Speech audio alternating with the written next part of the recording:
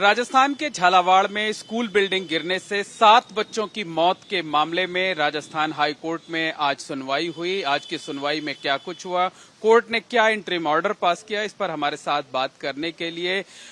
राष्ट्रीय बाल संरक्षण अधिकार आयोग के काउंसिल वागीश कुमार सिंह जी मौजूद हैं। वागीश जी, आज क्या कुछ हुआ कोर्ट में? जी, आज एडवोकेट जनरल द्वारा स्टेट गवर्नमेंट का जवाब पेश किया गया इस सू मोटो पिटिशन का, जिसमें कोर्ट ने इस बात का संज्ञान लिया कि पूरे राजस्थान में लगभग 33 डिस्ट्रिक्ट्स की उन्होंने डिटेल फाइल करी और उन डिटेल्स में ये निकल के आई बात कि 86,000 ऐसे विद्यालय में कमरे हैं जो पूरी जर्जर अवस्था में हैं और इन ऐसे जो कमरे हैं इनका उपयोग कक्षाओं में नहीं करना चाहिए। इस तरह की बात सभी पक्षों के द्वारा कही गई। स्टेट गवर्नमेंट के द्वारा ये दलील ली गई कि उन्होंने समय समय पर ये आदेश निकाले हैं एजुकेशन विभाग ने कि ऐसे किसी कमरे को कक्षाओं में उपयोग नहीं किया जाए, परंतु कोर्ट ने कहा कि इस ऐसे किसी भी कमरे का उपयोग जो है वो स्पेशली इन सर्कमस्टेंसेस में जब ऐसे एक्सीडेंट कई बार हो चुके हैं तो बिल्कुल भी नहीं होना चाहिए। इसलिए कोर्ट ने कहा कि एक तो आप पूरे स्टेट की कंप्लायंस रिपोर्ट फाइल करें कि पूरे स्टेट में इस तरह के कमरों में, इस तरह की बिल्डिंग्स में कोई कक्षा की जा रही है अन्यथा नहीं की अथवा नहीं की जा रही है, ये बताया जाए। और दूसरा, उन्होंने एक इंटरिम आदेश पास करते हुए ये आदेशित किया स्टेट गवर्नमेंट को कि पूरे स्टेट में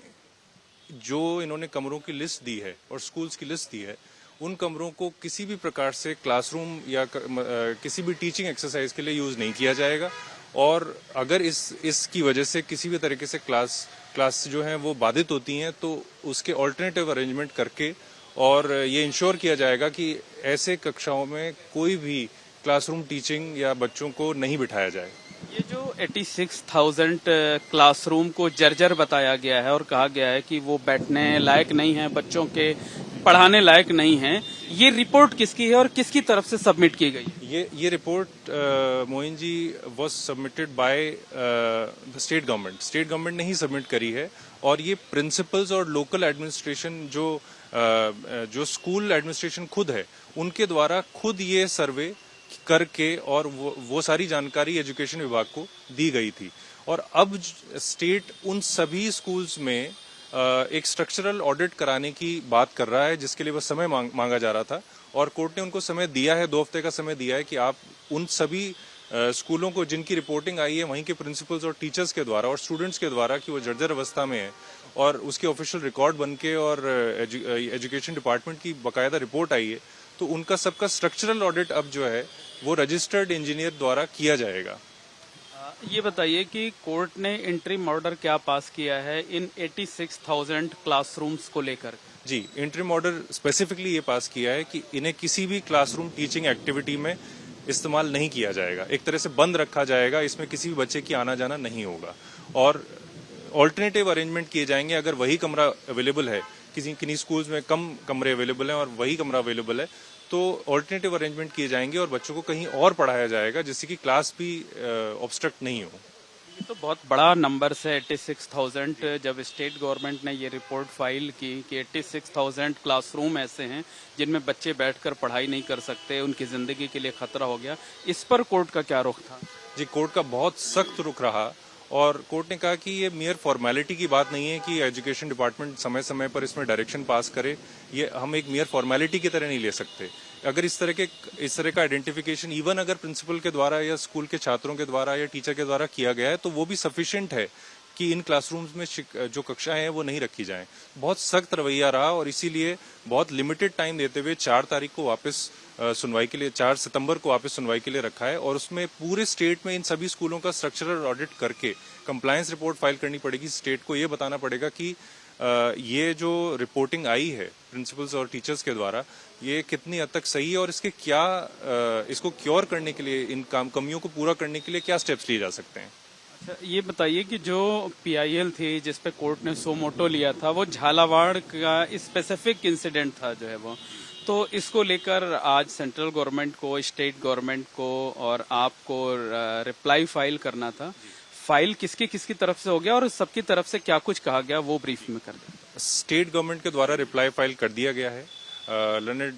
एडिशनल सॉलिसिटर जनरल ने गवर्नमेंट ऑफ इंडिया की तरफ से जो रिप्लाई है वो आज फाइल कर दिया जाएगा। एनसीपीसीआर द्वारा हमारे द्वारा रिप्लाई फाइल कर दिया गया है। स्टेट गवर्नमेंट द्वारा समय समय पर जो भी आदेश दिए गए शिक्षा विभाग द्वारा कि इंफ्रास्ट्रक्चर से रिलेटेड जो भी आदेश दिए गए हैं कि उनका ध्यान रखा जाए और इस तरह की कक्षाओं में क्लासरूम टीचिंग नहीं की जाए, रिपेयर वर्क किया जाए एटसेट्रा, और जो बजट से संबंधित यानी उसकी रिपेयर कॉस्ट से संबंधित जो जानकारी थी वो अपने रिप्लाई में दी है। और हमारे द्वारा यानी एनसीपीसीआर द्वारा ये रिप्लाई दिया गया है कि 2021 से ही जो गाइडलाइंस बनाई गई थी एनसीपीसीआर द्वारा आफ्टर एक बहुत ही डिटेल्ड सर्वे और डिटेल्ड एक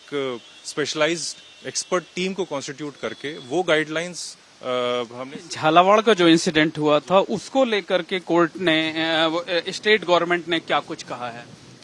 जी, उसके लिए हमें जवाब को एक बार देखना और समझना पड़ेगा वो, क्योंकि जवाब अभी हाल ही में कल ही फाइल हुआ है। तो उस इंसिडेंट के संबंधित में आज कोई डिस्कशन नहीं हुआ। कोर्ट का सारा डिस्कशन जो था वो जनरल, जिससे कि इस तरह का इंसिडेंट रिपीट ना हो, उससे संबंधित रहा है। इसमें नेक्स्ट हियरिंग कब होगी और उसमें किसको अपनी बातें रखनी होंगी और किन बिंदुओं पर रखनी? जी, नेक्स्ट हियरिंग 4 सितंबर को रखी गई है। उसमें स्टेट को पूरे राज्य में जितने भी स्कूल हैं उनसे संबंधित कंप्लायंस रिपोर्ट पेश करनी पड़ेगी कि जो टूटे फूटे जर्जर अवस्था में डिलापिडेटेड स्टेट में जो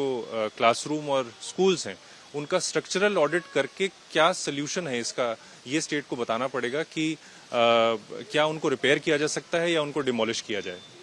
निश्चित तौर पर कहा जा सकता है कि झालावाड़ में स्कूल बिल्डिंग गिरने से 7 बच्चों की जो मौत हुई थी उसे लेकर हाईकोर्ट ने सख्त रुख अपनाया है। हाईकोर्ट ने राजस्थान के सरकारी स्कूलों में 86,000 क्लासरूम को बच्चों की एंट्री के लिए, उनकी पढ़ाई के लिए प्रोहिबिटेड कर दिया है, प्रतिबंधित कर दिया है, उन पर पाबंदी लगा दी है और कहा है कि जब तक कोई अल्टरनेट व्यवस्था नहीं हो जाती तब तक वहां बच्चों की पढ़ाई ना कराई जाए और अगर जरूरत पड़ती है तो कोई वैकल्पिक इंतजाम किए जाएं। कैमरामैन गोविंद साहू के साथ मोहम्मद मोइन, एबीपी न्यूज, जयपुर।